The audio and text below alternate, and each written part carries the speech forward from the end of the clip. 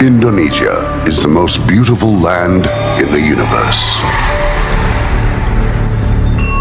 The land where we were born. The nation where we grew up.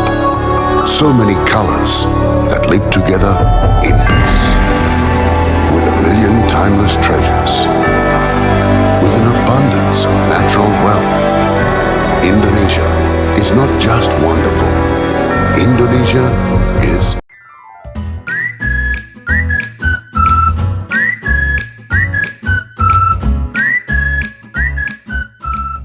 Assalamualaikum warahmatullahi wabarakatuh.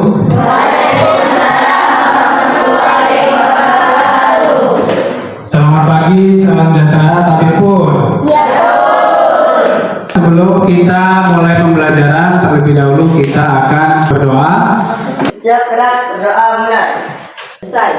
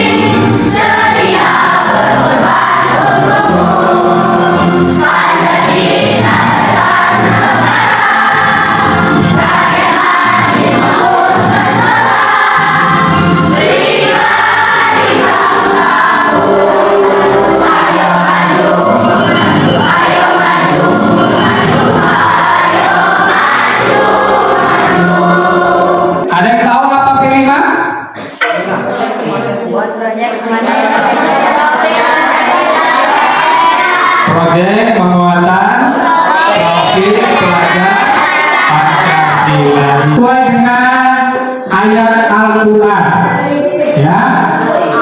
Ada surat Al-A'raf ayat 56. Wala tufsidu fil ardi ba'da islamiha wa ta'udu khawfa wa tama'a inna rahmatullahi qaribun minal muhsinin.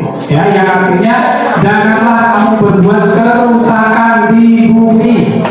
Nah, setelah diatur dengan baik, berdoalah kepadanya dengan rasa takut dan penuh harap. Sesungguhnya rahmat Allah sangat dekat dengan orang-orang yang berbuat baik. Nah, yang pertama pengenalan terhadap masalah lingkungan sekitar. Nah, yang kedua pengenalan terhadap sumber sampah. Yang ketiga pengenalan jenis-jenis sampah. Ya, kemudian pengolahan sampah dan pemanfaatan sampah. Jadi kalian akan belajar mengenai sampah yang sering kalian buang sembarangan. Nah, jadi harapannya setelah kalian mempelajari P5 ini, kalian tidak lagi membuang sampah sembarangan. Ya, makanya tadi dimensinya berakhlak mulia. Nah, tahap yang kedua kontekstualisasi. Ya, kemudian tahap yang ketiga aksi, kemudian tahap yang keempat refleksi dan tindak lanjut.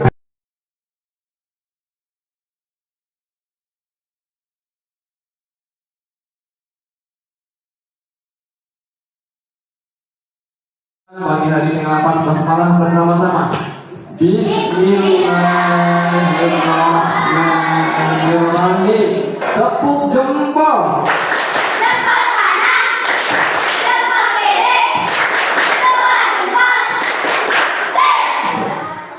Bagaimana cara membuat pupuk kompos? Yang pertama, kalian kumpulkan sampah-sampah organik, sisa makanan atau dadaunan, ranting-ranting. Dari atas ini, Sabtu minggu kemudian bentuknya jadi seperti ini. Nah. dia nanti akan dimakan oleh bakteri sehingga nanti lama-lama jadi tanah. Ada pertanyaan? Assalamualaikum warahmatullahi wabarakatuh.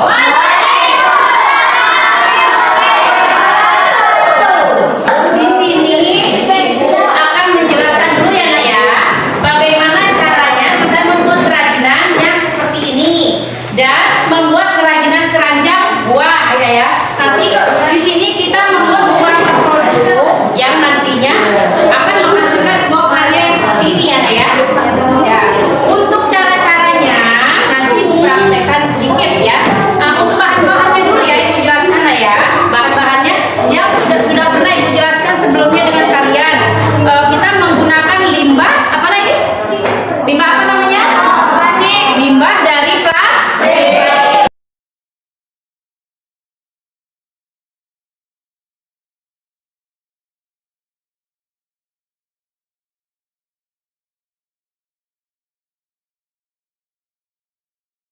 Juga yang membuat kata pensil, bisa dikatakan kata pensil bisa ya Nak ya, buat tisu juga bisa ya Nak ya. Baik, hanya itu dulu Nak ya pengarahan dari Ibu. Nanti selanjutnya Ibu beri arah lagi ya. Untuk saat ini cukup sekian dari Ibu. Ibu akhiri, wassalamualaikum warahmatullahi wabarakatuh.